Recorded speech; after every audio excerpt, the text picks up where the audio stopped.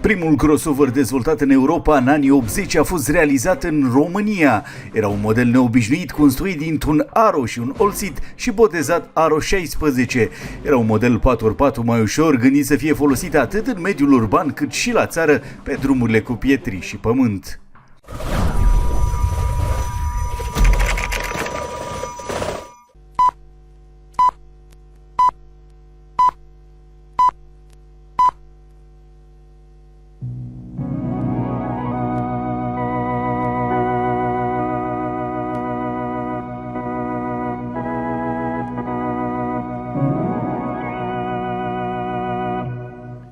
Stimați telespectatori, bună seara!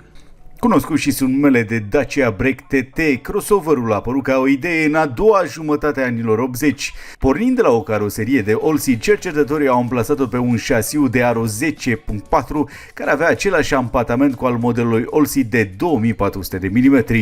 Brațele suspensiei față au fost reproiectate, iar puntea spate rigidă a fost înlocuită cu una independentă realizată special pentru a îmbunătăți confortul la rulare. Primul prototip funcțional a fost testat în 1985 chiar de Nicolae Ceaușescu în curtea sălii Palatului. Mașina avea un motor de Dacia de 1,4 litri, iar cutia de viteze, sistemul de tracțiune integrală și reductorul erau de Aro 10. Interesant, mașina dispunea de satelit blocabil manual la fiecare roată, nu ca la Aro 10, care avea doar pe puntea față. La capitolul design s-a umblat la decupajele aripilor pentru a nu restricționa cursa mai lungă a suspensiei, peste care s-au montat carenaje din plastic. În față a fost montată o bară care are și rol de scut al motorului, iar pe calandru a fost montată sigla Aro.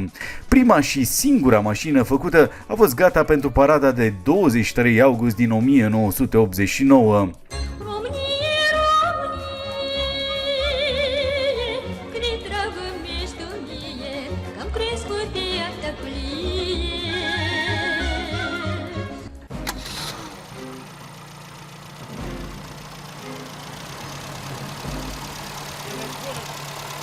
De ce a rămas doar un prototip? Reacțiile specialiștilor au fost contradictorii la vremea respectivă.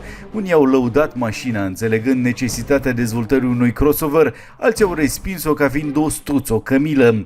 Printre contestatari s-a aflat și Elena Ceaușescu, care le-a spulberat inginerilor implicați orice speranță prin afirmația: "Măi Nicule, mașina asta nu-i nici cal, dar nici măgar."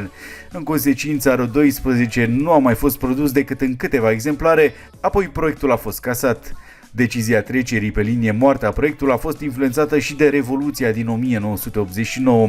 În plus, în acea perioadă, Aro 24 se vindea ca pâinea caldă, iar liniile de fabricație erau supraaglomerate. Prototipul a fost salvat și cumpărat de inginerul Marian Bădiță, care l-a folosit ca mașină de zi cu zi timp de 14 ani până în 2015, timp în care a parcurs peste 150.000 de kilometri. Mașina se află acum la Muzeul Automobilului Românesc din Câmpul Lung. Dacă prototipul ar fi ajuns în producția de serie, ar fi fost primul SUV de oraș făcut în Europa. La acea vreme, niciun constructor european nu avea o asemenea mașină în gamă. La nivel internațional, doar japonezii de la Daihatsu sau Subaru propuneau 4x4 mici citadine.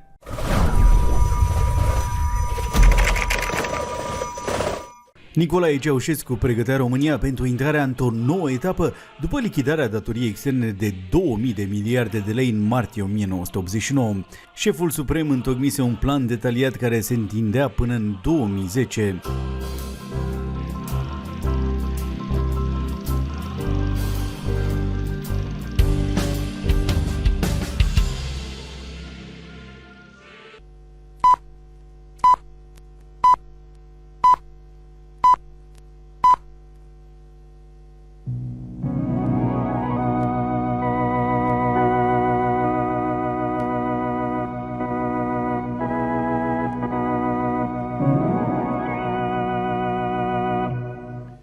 Stimați telespectatori, bună seara! Proiectul de țară prezentat de Nicolae Ceaușescu la Congresul al 14 al Partidului Comunist Român era intitulat Programul Directivă cu privire la dezvoltarea economică socială a României în cincinalul 1991-1995 și orientările de perspectivă pentru anul 2000-2010. Documentul consultat de Fanatic în arhiva Consiliului Național de Studiere a Arhivelor Securității a fost publicat în iulie 1989 sub formă de broșură și vândut în librării la costul de 4 lei. În esență, Nicolae Ceaușescu vizea să facă din România o adevărată forță economică bazată pe creșterea puternică a forțelor de producție prin aplicarea celor mai noi cuceriri ale Revoluției tehnico-științifice. Pentru prima dată în istoria sa îndelungată, România nu mai are nicio datorie externă, nu mai plătește tribut nimănui și este cu adevărat independentă și economic și politic. PCR aproxima că producția industrială se va dubla între anii 2005-2010 față de 1990, cu o deosebită atenție pentru potențialul hidroenergetic și a funcționării la parametrii maximi ai centralelor hidronucleare. În domeniul agricol, Ceaușescu preconiza o recoltă stabilă de 40-45 de milioane de tone de cereale anual, lucru care urma să se realizeze prin amenajarea întregii suprafețe posibile pentru irigat. În ceea ce privește transportul, fostul dictator a anunțat că va investi în zona feroviară și cea navală, limitând la strictul necesar pe cel rutier. Prin ridicarea eficienței activității economice, arată documentul, urma o creștere rapidă a venitului național, adică a produsului intern brut, care ar fi trebuit să se dubleze până în 2005. Nu era uitată nici știința românească, de care era responsabilă Elena Ceaușescu. Aici ambițiile Partidului Comunist ajungeau până la studierea structurii materiei, de inginerie genetică, a biosferei, oceanului mondial, a scoarței terestre și a spațiului cosmic. După lichidarea datoriei externe, Ceaușescu visa întârzneț la întărirea monedei naționale și la crearea premizelor pentru transformarea leului într-o monedă de circulație internațională. De asemenea, șeful statului anunța că prin introducerea tehnicii noi și creșterea productivității muncii se vor crea condiții pentru reducerea în limite raționale a săptămânii de lucru, care în 1989 era de 6 zile.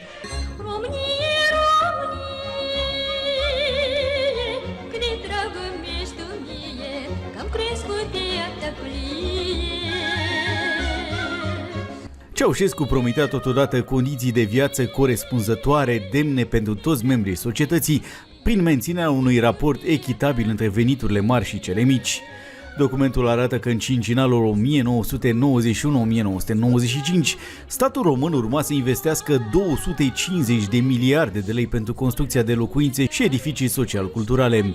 Pe de altă parte, industria construcțiilor de mașini urma să fie orientată pentru asigurarea necesarului de utilaje și realizarea unor motoare termice cu randamente ridicate pentru industrie și autoturisme cu consumuri reduse de carburanți. În ceea ce privește industria electrotehnică, se dorea tipizarea fabricației de motoare electrice, transformatoare și aparate, acționându-se pentru creșterea competitivității produselor, reducerea accentuată a consumurilor de metale neforoase și înlocuirea materialelor scumpe. Ceaușescu aproxima că până în 1995 populația României va ajunge la 24 de milioane de locuitori, din care jumătate va fi populație activă. În acest context, una dintre prioritățile declarate ale partidului era crearea unor noi locuri de muncă și noi condiții pentru creșterea în continuare a veniturilor populației. În acest context, în perioada 1991-1995, urmau să fie construite peste 700.000 de apartamente, asigurându-se în oraș o suprafață locuibilă de 10-12 metri pătrați pentru fiecare locuitor. De asemenea, urmau să fie realizate case noi și pentru locuitorii satelor. Și totuși, cât de realist era programul promovat de Partidul Comunist Român în 1989? Cum avea să schimbe viața oamenilor după plata datoriei externe? Istoricul Lavinia Beta a declarat pentru Fanatic că proiecția realizărilor comuniste în anii 90 și chiar 2000 trebuie privită cu rezerve. Istoricul este de părere că în realitate documentul arată că viața românilor nu avea să se schimbe în bine și că mesajul era de fapt altul: mai multă muncă, mai multă productivitate, mai multă economie. Concluzia istoricului este că programul directivă este actul suprem al ruperii lui Nicolae Ceaușescu de realitate și o justificare perfectă pentru evenimentele care au avut loc câteva luni mai târziu, în decembrie 1989.